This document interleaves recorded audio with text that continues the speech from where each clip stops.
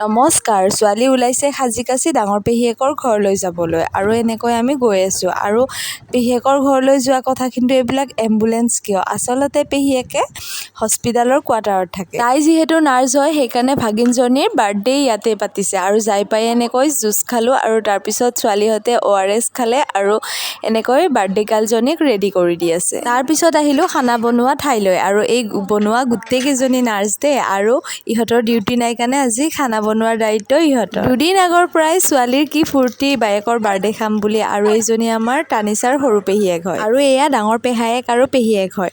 মোৰ পিনে চাকচোন একেবাৰে মোৰ পিনে নাচাব দেই, মোৰ অৱস্থা একদম বেয়া হৈ আছে। ছোৱালী যি উৎপাত কৰি আছে আৰু খাই বৈ কেনে আমি ঘৰলৈ আহিলোঁ আৰু এতিয়া সময় বাজে 12টা আৰু এতিয়াহে মেইন ঘটনাটো ঘটিল। গাড়ীৰ চকাটো পামচাৰ হ'ল, তাৰপিছত আৰু এটা চকা চালে সেইটোও পামচাৰ, তাৰপিছত এনেকৈ আধা ঘণ্টামান ৰখিলোঁ, তাৰপিছত লাহে লাহে এখন গাড়ী লৈ আহিলে আৰু এখন গাড়ী মাতি আমি গুচি আহিলোঁ।